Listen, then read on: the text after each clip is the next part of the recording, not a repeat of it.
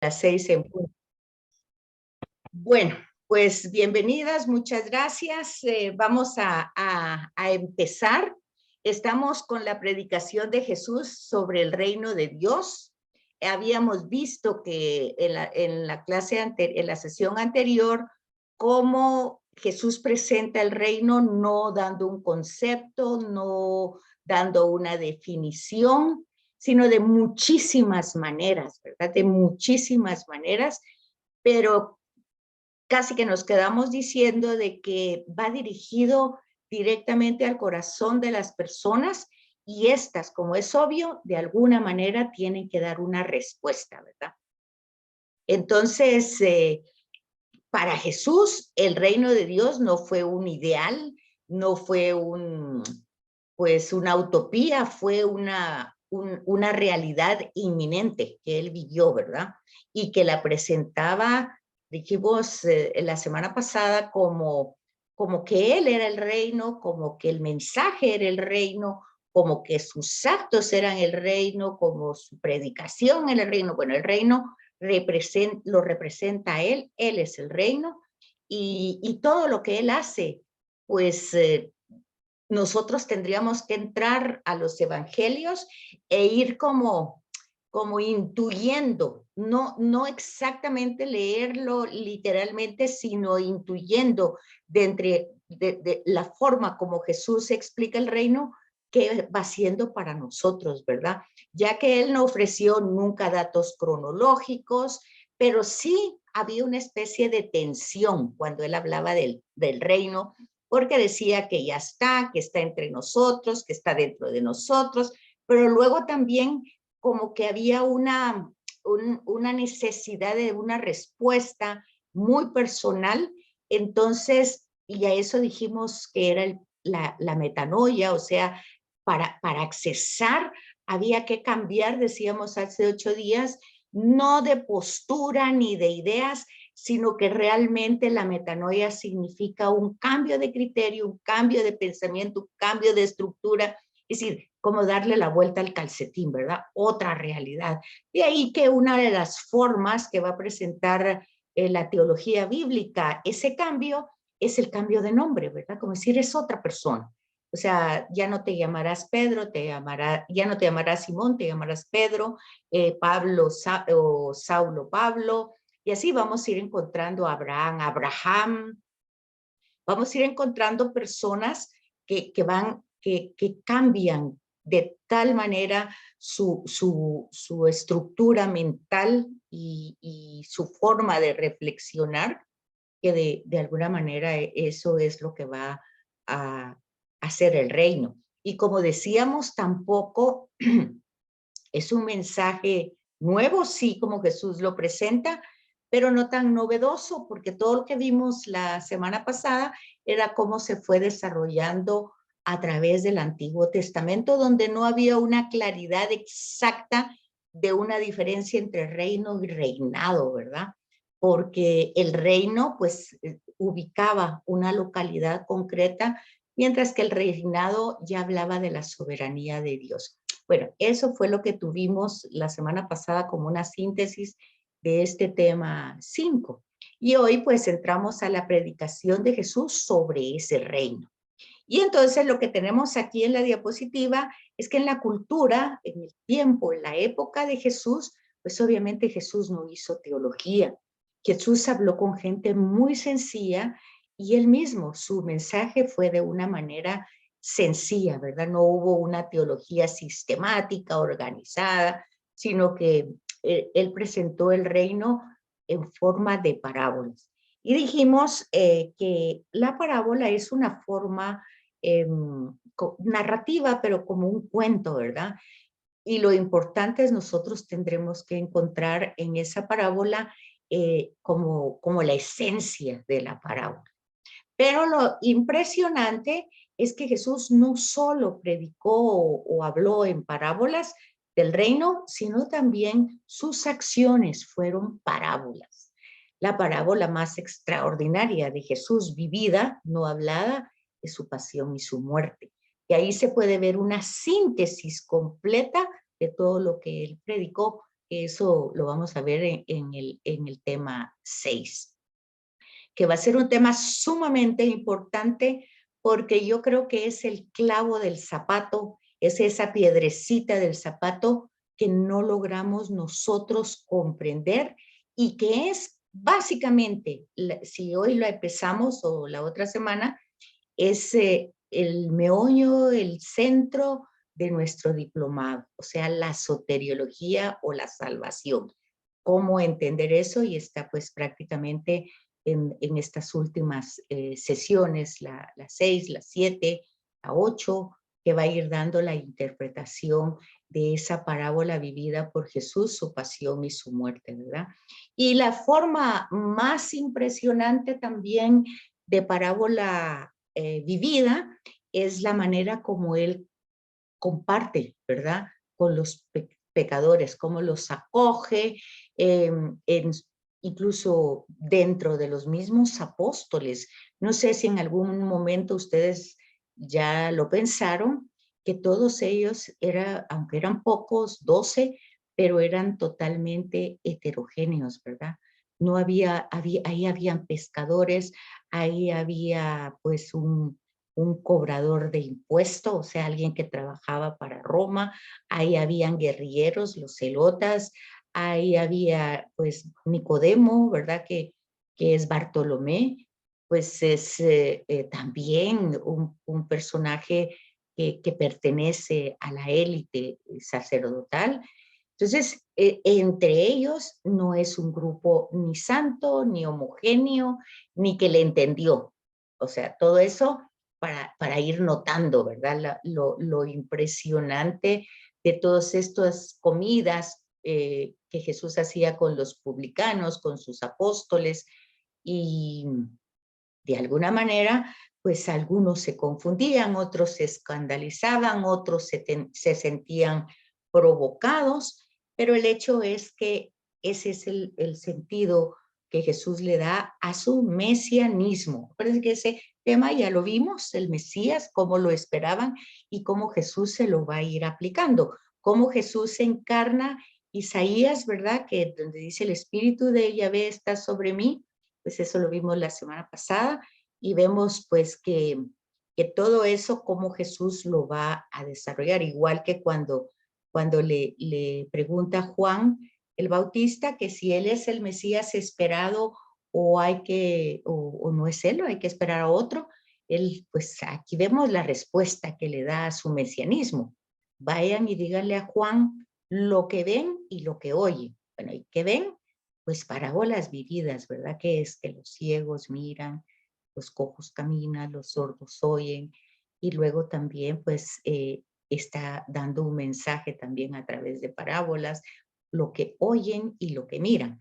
Entonces, y eso ya significa, dice Jesús, que el reino de Dios ya está entre ustedes. Pero ¿quién es el que está entre nosotros?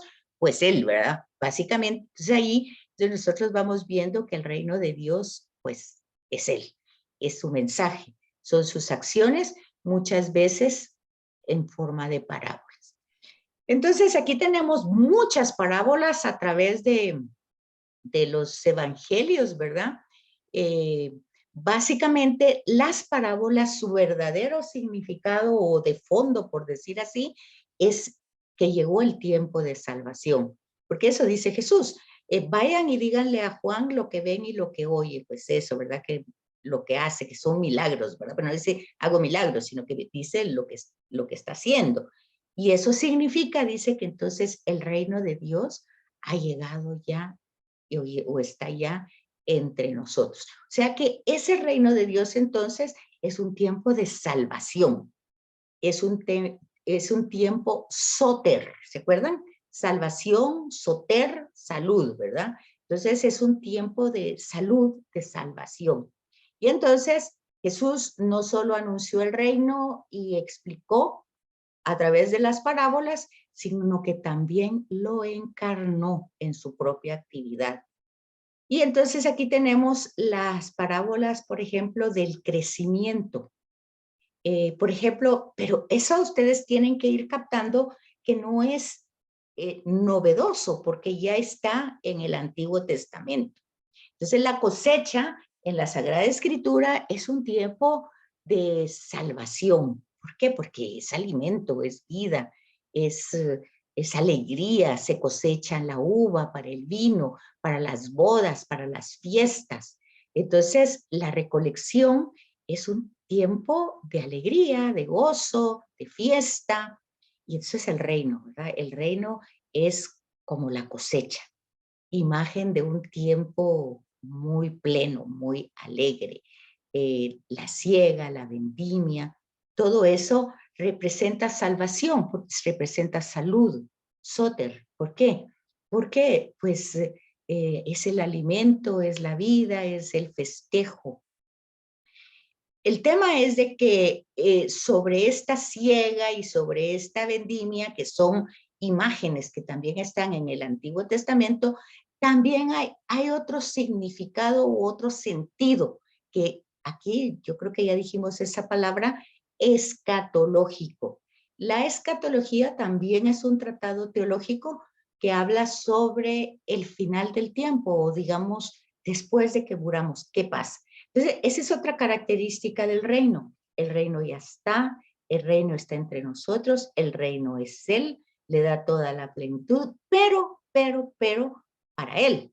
Para nosotros depende de todo ese proceso de metanoia o de cambio estructural, de cambio de criterio, y entonces la plenitud de ese reino para nosotros será después del juicio final, será después de la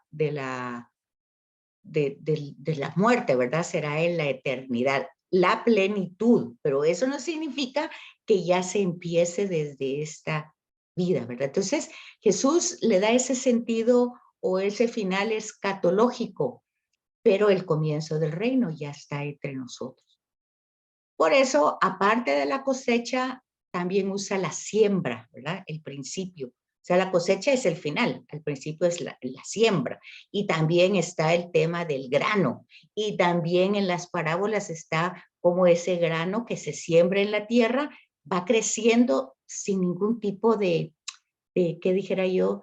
De que el ser humano pueda pues apoyar ese proceso o retenerlo, sino que simplemente tiene que tener paciencia. Son imágenes del reino, ¿verdad? ¿Cómo es el reino entonces? Pues sí, se da todo lo que nosotros podemos, ¿verdad? Hacemos todo lo que se pueda, pero todo está en las manos de Dios. Así es que es como hacer las cosas como que corresponden totalmente a nosotros, hacer el 100% nosotros, pero sabiendo siempre que el resultado es la maduración del grano, el que haya pues una lluvia, un tiempo adecuado, pues eso le pertenece solo a Dios, ¿verdad? Entonces aquí estas parábolas nos hacen entender que en el presente el reino está en germen. Fíjense pues, todas esas de la cosecha, del grano, el reino está en germen entre nosotros. Hay un periodo de crecimiento antes de la cosecha. Y luego la cosecha, pues en la plenitud se dará escatológicamente. Entonces, hay distintas parábolas que van a desarrollar como el mismo tema. Y entonces aquí nosotros tenemos que el reino es ya, pero todavía no. O sea, está ya, porque Jesús lo hizo presente, pero cada uno de nosotros lo tiene que ir trabajando. Tal vez la palabra no es conquistando, pero sí desarrollándolo desde nuestras capacidades, desde nuestros talentos, ¿verdad? Aquí, entonces, tiene que ver otras parábolas que sí dependen de un esfuerzo humano, ¿verdad? Que se va utilizando, porque eso también lo vimos cuando vimos la gracia. La gracia funciona, pero necesita la colaboración humana, ¿verdad?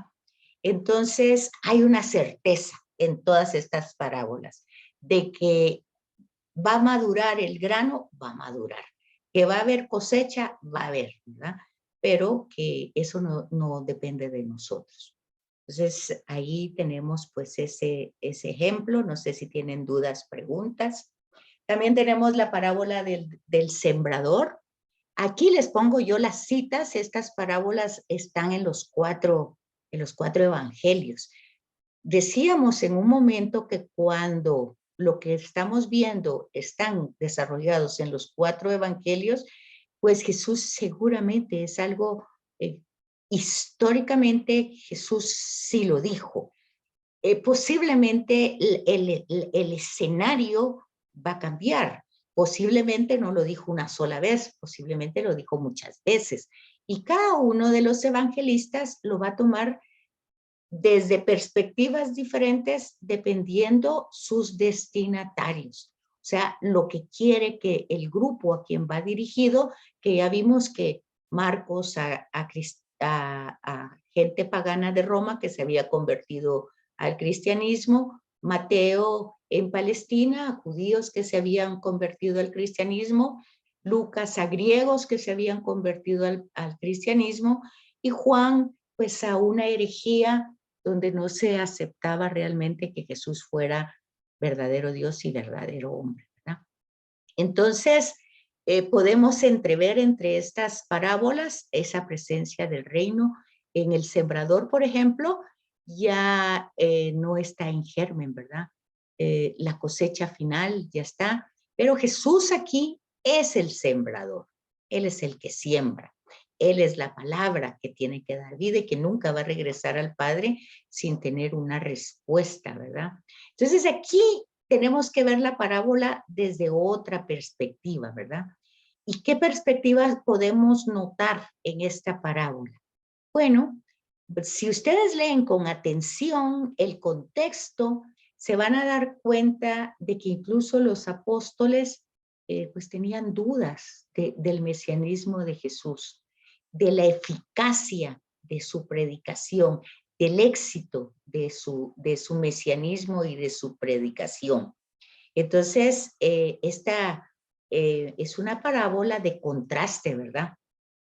Porque describe por una parte el trabajo del sembrador, que muchas veces es inútil, sobre todo porque ya se dan cuenta ustedes que cae en diversas tierras, ¿verdad? El sembrador sale a sembrar y como que es un sembrador un poco descuidado, ¿verdad? Que tira la semilla por todos lados. Pero no es eso, ¿verdad? Es que aquí va en el fondo esa misericordia de Dios donde su palabra llega a todos lados. Y lo que espera, lo que dijimos anteriormente, el mensaje va dirigido al corazón humano y espera que éste pues tenga esa metanoia, de alguna manera, este mensaje tendría que ser de alguna forma recibido con alegría, con confianza, ¿verdad? De que el sembrador sabe lo que está haciendo y que posiblemente hay aparentemente fracasos en su predicación porque vemos desde el principio que mucha gente no lo acepta, ¿verdad? También vemos en la parábola que mucha semilla se pierde porque una cae entre piedras, otra entre espinas, otra en el camino. Entonces, aquí, si ustedes sí se fijan un poquito, se van a dar cuenta que el tema aquí es un poco de contraste. Para eso hay que ver el contexto de la parábola, ¿verdad? Y van a encontrar que siempre Jesús va a decir que con la confianza, ¿verdad? En el poder de Dios, que es el que actúa y el que da el éxito a la acción humana. O sea que aquí hay una linda enseñanza, que las cosas que se ponen en las manos de Dios jamás fracasan, ¿verdad? Aunque sea una situación complicada y nosotros no podamos ver por nuestra miopía el éxito de la obra, pero es evidente que el poder de Dios actúa en medio de la debilidad humana. Entonces, esta parábola es una invitación de la parábola para reflexionar sobre esa debilidad, sobre esas circunstancias difíciles, pero al mismo tiempo confiar plenamente en la misericordia y en la bondad de Dios. Entonces aquí tienen ustedes como la síntesis, doble presencia del reino, germen y cosecha, duda de los apóstoles acerca del éxito que Jesús va a tener, y Jesús confiando en el poder grande de Dios. Ya aquí ustedes se van a dar cuenta, ya aquí hay una, como dijera yo, como un inicio, que ustedes se van a dar cuenta por qué Jesús en ningún momento va a renunciar a llevar su misión hasta las últimas consecuencias. Porque aquí estamos viendo de que Jesús tiene una convicción clara de quién es Dios, ¿verdad? Y Dios nunca, nunca falla. O sea, en Jesús no existe la sospecha de que si el Padre es bueno, de que si el Padre puede.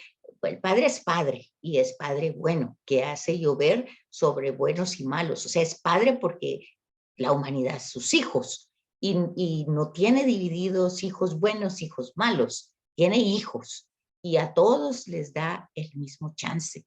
Esa parábola también la tenemos después, en donde va a llamar a los trabajadores a distintas horas y a todos les da la misma paga. Entonces, ese no es una interpretación como económica, ¿verdad? O digamos, hoy de un salario justo, no se trata de eso. Se trata, otra vez decimos, desde el principio, Dios revelándose en el Antiguo Testamento. Y Jesús revelando a Dios, Padre, Jesús, imagen de Dios, Jesús, presencia de Dios, que revela, ¿verdad? Revela, o sea, que da a conocer, que manifiesta cómo es el Padre. Entonces, tenemos también, vean aquí en esta imagen, lo que es un grano de mostaza y lo que es la levadura. Pues tal vez el grano de mostaza no lo conocemos tanto, la levadura, sí, ¿verdad? Pero tenemos esa parábola que también está en los 4 evangelios. Como les decía, seguramente Jesús las pronunció en muchas ocasiones, indudablemente, y lo hizo en distintos escenarios, pero es de notar que Jesús en ambos casos utiliza imágenes que representan de alguna manera al pueblo de Israel. Fíjense, jamás se les hubiera ocurrido a usted que esto, la mostaza y la levadura, es el pueblo de Israel. Yo me animo a hacerles esta pregunta porque ya hemos trabajado desde el Antiguo Testamento, hemos trabajado cómo fue evolucionando de algunos temas importantes como el de la alianza, la elección, la misericordia, cómo, ¿se acuerdan cuando hablamos del Goel, que era el intermediario entre los problemas, las dificultades? ¿Cuál es la imagen realmente? ¿Por qué la elección? ¿Por qué la alianza? ¿Y por qué entonces el grano de mostaza y la levadura serían como imágenes que representan al pueblo de Israel? Si alguien de ustedes me puede decir qué piensa, así como, como tratando de recordar lo que hemos visto en el Antiguo Testamento, ¿no? Licenciada, ¿será que la levadura es porque crece? La levadura se expande, puede expandir las cosas, puede expandir la mezcla. La Eh, masa, ajá. yo pensé así en la levadura. Ujú. Igual el árbol también crece, se desarrolla, ¿verdad? Es una semilla, pero miren el gran árbol que se... Pero fíjense una cosa, entonces tanto la mostaza, el grano de mostaza como la levadura, ¿por qué representan a Israel? Al pueblo, ¿por qué? Porque ese era el llamado, esa fue la razón de ser elegido, que cobijara, que fuera ejemplo. ¿Se acuerdan que usamos una palabra que fuera como imán para las otras naciones? ¿Se recuerda? Que llegaran todos los demás pueblos viendo aquel árbol tan frondoso, tan lleno de vida, de alimento, de cobijo, y que entonces quisieran tener a Yahvé como su Dios. Igual la levadura, ¿verdad? O sea, que el ejemplo que ellos daban, que el testimonio de que eran el pueblo elegido, pues también sirviera de crecimiento, de protección, ¿verdad? No solo a los súbditos de su pueblo, sino que dentro de esos súbditos que fueran también un imán para las otras naciones, para los otros pueblos, pues dando a entender que eran el pueblo de Dios. Como dijera, como que siendo ellos imagen de ese Dios tan bueno, tan misericordioso, tan cercano, tan de alianzas, ¿verdad? Entonces, ellos semejaran lo que era Dios con sus actitudes, con sus acciones. Entonces, hay en las dos cosas, tanto en el grano como en la levadura, se observa el desarrollo enorme que se da. Un comienzo pequeñito, porque acuérdense, ellos eran esclavos, ellos no eran pueblo, ellos ni siquiera pertenecían a una raza. Abraham era cananeo, era pagano. Acuérdense de los principios. Por eso es imagen. Vean, era un principio insignificante, pero luego se fue desarrollando hasta llegar al tiempo de David, que se desarrolló todo, ¿verdad? Se desarrolló la cultura. David, por eso tan importante él, porque le dio a cada tribu una tierra, porque dio prosperidad, porque reinó la paz en el tiempo en que él gobernó, porque él guerreaba, ¿verdad? Entonces ahí vemos los principios, los inicios insignificantes de todo, tanto de la levadura como de la mostaza, y el gran final, ¿verdad? Solo que otra vez volvemos, ese gran final parece que lo vamos a ver hasta en la escatología, porque en este tema, si no hay cambio nuestro, pues no se desarrolla, ¿se recuerdan? Eso lo decíamos también anteriormente, que nuestras acciones no impiden que el proyecto salvador de Dios se desarrolle, pero sí decíamos como que pusiéramos unos obstáculos en la corriente de un río, sí la va como limitando y a veces va pasando como con mucha dificultad, porque nosotros hacemos difícil, ¿verdad? Esa presencia de Dios, esa presencia de la gracia, porque no colaboramos con Él. Entonces, aquí están las dos imágenes y aquí está el desarrollo. No sé si tienen dudas y preguntas, pero vean qué interesante el tema de las parábolas. Y esa es como una de las muchas interpretaciones, porque realmente la parábola tiene esa finalidad, que uno pues le busque tanta riqueza, como que cada vez que la lee puede encontrarle riquezas diferentes, siempre que no se aleje del tema revelador, ¿verdad? De lo que Dios ha revelado. Siempre tenemos que regresar al Antiguo Testamento y darnos cuenta cómo se ha ido revelando Dios y ver entonces que aunque es es nuevo lo que Jesús dice, pero no es novedoso porque está dicho desde el Antiguo Testamento. Entonces, aquí vemos también esa semilla que crece. Esta cita la tenemos solo en Marcos, ¿verdad? Pero esa semilla que crece provoca alegría esperanzadora, ¿verdad? La persona va viendo constantemente cómo va esta plantita, va creciendo, no va y está confiado en la acción de Dios que la va a ir desarrollando. Tanto la vitalidad de la semilla, la vitalidad del terreno, como la bondad de Dios, ¿verdad? Con la lluvia, con el sol, con todo lo que va desarrollándose para, para que nosotros vayamos descubriendo la bondad de ese Dios. Entonces, la semilla se compara con la irrupción del reino de Dios en la cosecha. O sea, a pesar de que el ser humano ya hizo lo que pudo, poner la semilla en la semilla era buena, la tierra era buena, todo, pero Dios es el que va a actuar. Los hombres nada pueden hacer sino esperar, como lo hace el agricultor, ¿verdad? Dios hace todo el trabajo requerido para implantar el reino. Acuérdense que estas son analogías, ¿verdad? Del reino, o sea, comparaciones del reino.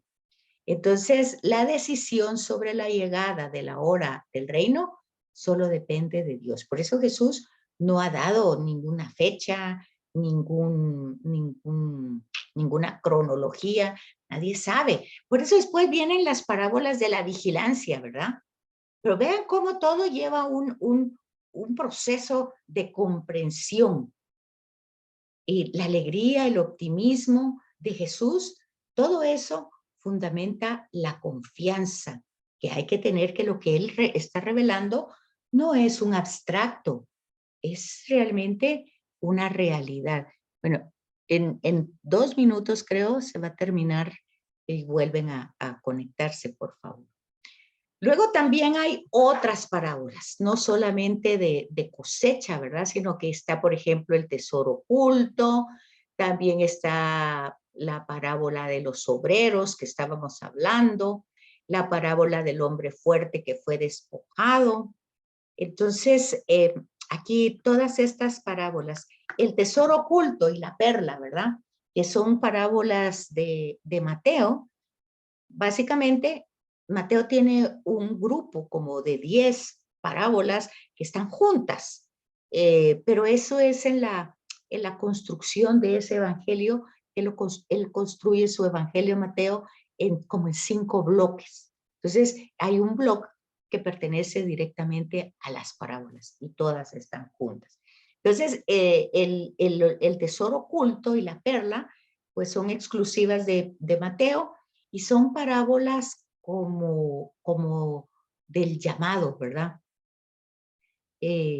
Llamamiento de Jesús al hombre para que crea en el evangelio, para que responda a ese llamado. Pero fíjense, ¿cómo es ese llamado?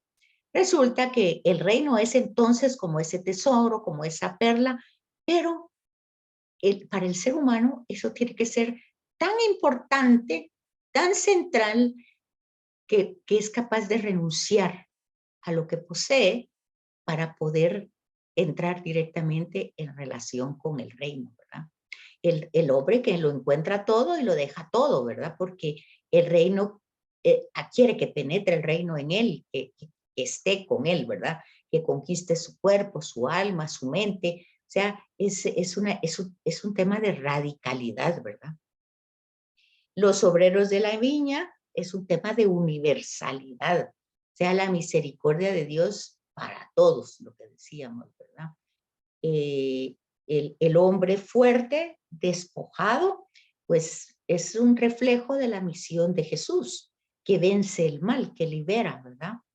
Entonces, se dan cuenta que las parábolas no tienen en ningún sentido respuesta moral. No es un tema de moralidad, sino es un tema de valorización, de valorar a Jesús, a su mensaje, a su persona. Su mensaje es el centro, ¿verdad? El reino de Dios. Y entender ese mensaje no solo con lo que dice, sino que hasta su muerte redentora, ¿verdad? Entonces imagínense que las parábolas van ilustrando la gracia, el tratado de la gracia que ya vimos, ¿verdad?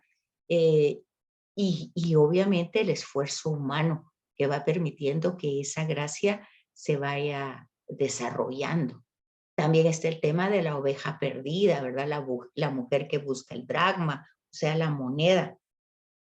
También las parábolas de la vigilancia, las vírgenes prudentes, y a veces pareciera como un poquito duro el tema de las vírgenes prudentes, pero lo que pasa es que esa valorización del reino, es algo personal que no se puede compartir. Por eso cuando a ellas le piden aceite, no es que sean egoístas, es que eso, se ha trabajado. Ellos han cultivado esa prudencia de tenerlo y luego no puede desarrollarse así, pues por una